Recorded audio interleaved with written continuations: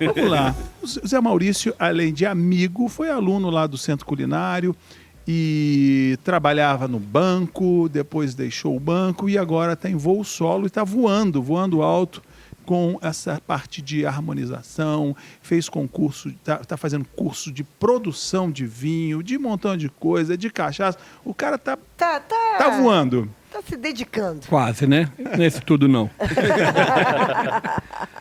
Mas eu, assim como o Eduardo, nós somos engenheiros de formação, né, Eduardo? Eu sou matemático. Ah, você é matemático, tá. Mas eu vim da área de ciências exatas. Da matemática também, eu sou engenheiro. E com o tempo fui aluno do Eduardo muitos anos. Depois fui fazer curso superior de gastronomia, isso paralelo à carreira que eu tinha na área de sistemas, aí, que eu trabalhei em grandes bancos. E fui aprender a fazer vinho lá no sul do Brasil, né, que passa por um momento complicado nesse momento, né, nesse contexto das chuvas lá. Mandar um abraço para a turma toda de lá. E fui estudar sommeliaria, eu conheço um pouquinho de vinho, sou sommelier de cerveja, sou sommelier de cachaça, sou jurado de concurso. A minha vida foi tomando outro rumo, né, para o lado da gastronomia, para o lado com esse tanto de alimentos e bebidas, né? Praticamente. Eu tive boas. Vive com uma bebidinha do lado, é um botequeiro, né? Eu tive boas inspirações, né? Eu fui aluno do Eduardo, né? Botecamos muito junto, né, Eduardo?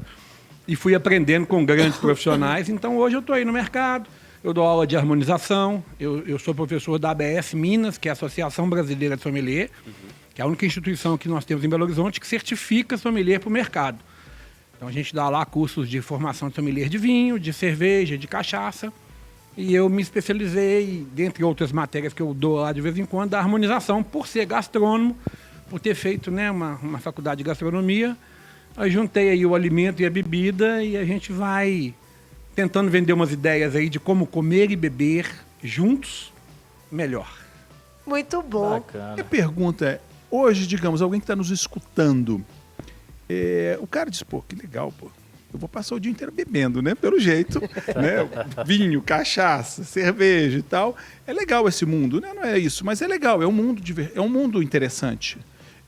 Dá para a pessoa viver disso, Zé, hoje aqui no mercado? Dá, Eduardo. O mercado está num crescente muito grande.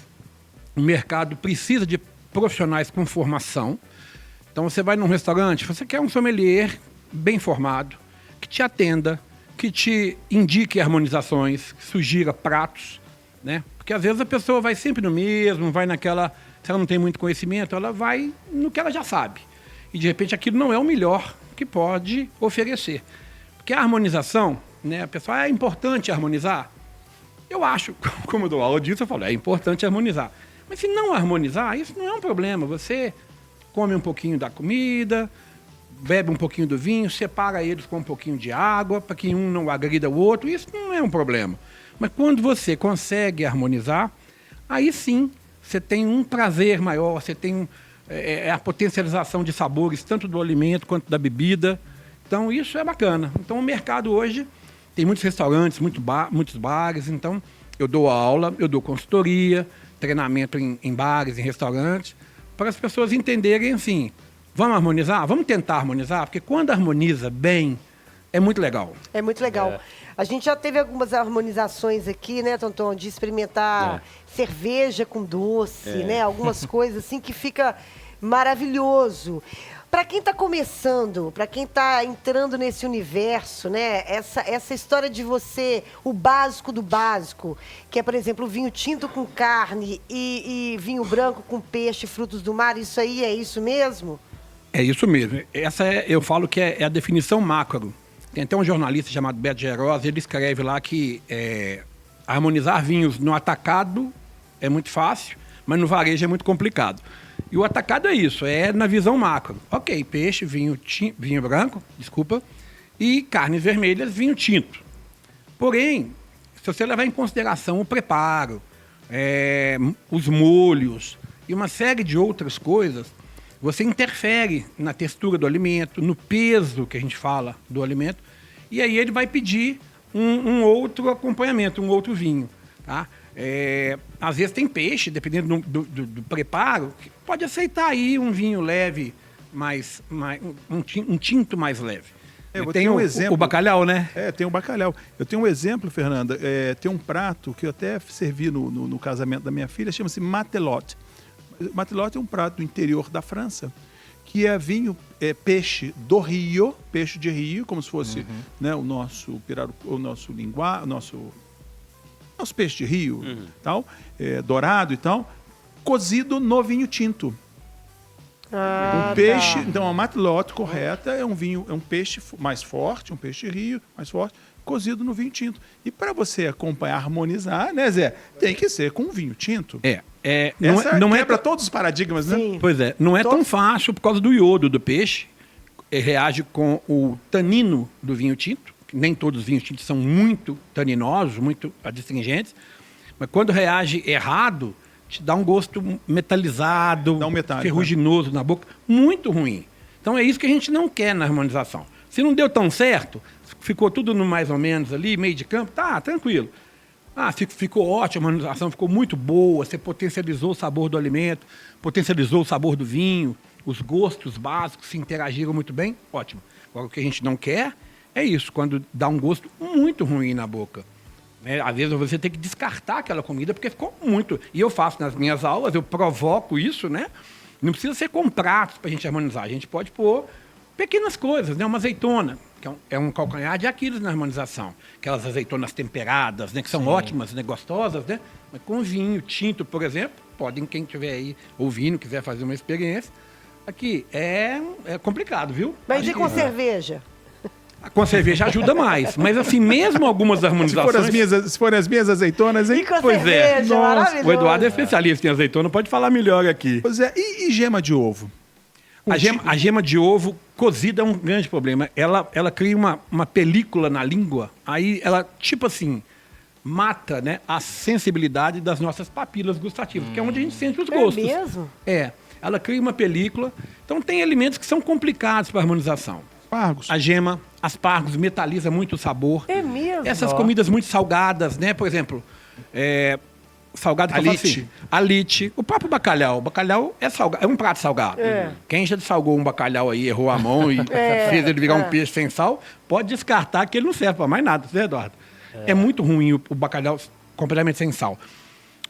Esses embutidos é uma salga, é uma cura. Então são alimentos salgados. O sal é um complicador. O sal pede mais vinhos brancos devido à acidez do que vinhos tintos. O sal não combina com tanino.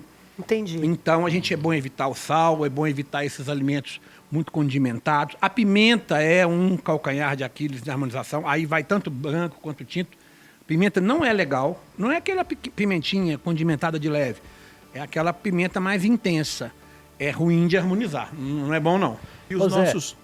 Não, só uma dúvida, né? Muito com base, com gancho no que a Fernanda perguntou, a respeito da preparação para sommelier. Claro, né? É um aprendizado constante, mas a base, quanto tempo para a pessoa já começar na área? Boa pergunta. O nosso curso de formação de sommelier na ABS Minas são 4 períodos, são 2 anos, uma aula por semana. Sim. Já o sommelier de cachaça e o sommelier de cerveja é uma aula por semana. 6 meses. Também uma aula por semana, porém 6 meses. Aí você fala, 6 meses, o outro é tão mais longo.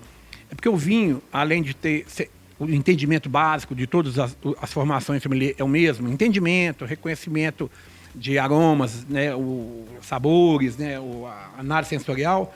O vinho é mais complexo porque você começa a estudar as regiões produtoras de vinho. Então você estuda vinhos do mundo inteiro. Então, por isso é mais extenso. São uvas diferentes, né? São muitas uvas, É. As mesmas uvas plantadas em lugares diferentes, recebem nomes diferentes, mas é a mesma uva e vão dar frutos com características diferentes. O mundo inteiro hoje faz vinho, né? Onde a gente não imaginou que fizesse vinho, né, Eduardo? Aqui, perto da Serra do Cipó, aqui pertinho de Ouro Preto.